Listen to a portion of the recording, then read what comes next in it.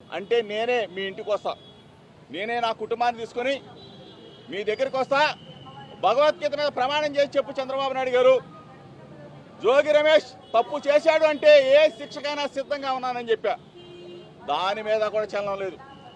Light detector test ఎవరైనా ముందుకు వస్తారా, ఎవరైనా దమ్ముగా వస్తారా, లైట్ డిటెక్టర్ టెస్ట్ కైనా రెడీ అని చెప్పేశా. అది కూడా లేదు.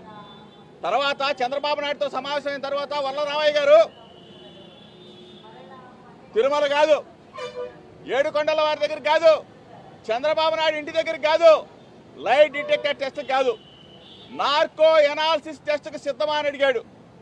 నేను అమ్మ కనకదుర్గమ్మ సాక్షి ఇంతకు ముందు చెప్పాను, ఇప్పుడు చెప్తా ఉన్నాను, నార్కో ఎనాలిసిస్ టెస్ట్ కూడా సిద్ధమే అని చెప్పేసి దమ్ముగా చెప్పా.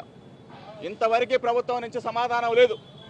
సమాధానం లేకపోగా ఎవడో ఎక్కడో పట్టుకొచ్చి ఎవరినో తీసుకొచ్చి మా ఇబ్రహీంపట్నంలో జన్మించినంత మాత్రాన మా ఇబ్రహీంపట్నంలో పుట్టిన ప్రతి ఒక్కళ్ళు కూడా ఈ 55 సంవత్సరాలుగా నాకు తెలుసు.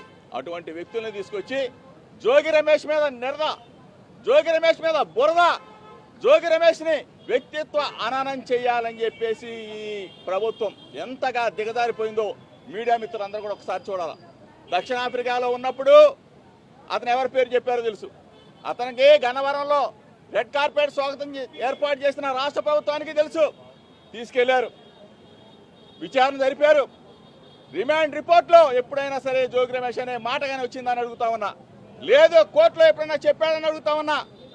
ఒక వీడియోని, ఆ వీడియో కూడా అతను బాంబేలో సెల్ ఫోన్ పోయిందని చెప్తే ఆ వీడియోల ద్వారా జోగి రమేష్కి సంబంధం ఉందని చెప్పేసి, అంటే ఏ స్థాయిలో చంద్రబాబు నాయుడు ప్రభుత్వం, లోకేష్ దిగజారిపోయారో ఒక్కసారి మీడియా మిత్రుల ద్వారా రాష్ట్ర ప్రజలు గమనించమని అడుగుతా ఉన్నా. ఈరోజు చంద్రబాబు నాయుడు గారు వచ్చి, లోకేష్ గారు వచ్చి, ఆ శాఖ మంత్రి గారు వచ్చి, సిట్ అధికారి గారు వచ్చి జోగి రమేష్ తప్పు చేశాడని చెప్తే అమ్మ కనకదుర్గమ్మ సాక్షిగా ఇక్కడే ఉరి వేసుకొని చచ్చిపోవడానికైనా జోగి రమేష్ సిద్ధంగా ఉన్నాడని చెప్పేసి రాష్ట్ర ప్రజలకు చెప్తా ఉన్నా. తప్పు చేయని నన్ను, నా వ్యక్తిత్వ హననాన్ని దెబ్బతీసిన ముఖ్యమంత్రి చంద్రబాబు నాయుడు, నా వ్యక్తిత్వ హననాన్ని దెబ్బతీసిన లోకేష్, మీరు సమాధానం చెప్పాలా. ఈరోజు ఇంత దమ్ముగా, ఇంత ధైర్యంగా గుండెల మీద చేయవేసుకొని నా కుటుంబాన్ని తీసుకొచ్చి నా భార్య పిల్లలతో సహా నీ ముందు నిలబడ్డా, అమ్మ కనకదుర్గమ్మ ముందు నిలబడ్డా, కృష్ణమ్మ తల్లి ఒడ్డు నిలబడ్డా. దయచేసి రాష్ట్ర ప్రజలు గమనించమని కోరుతా ఉన్నా.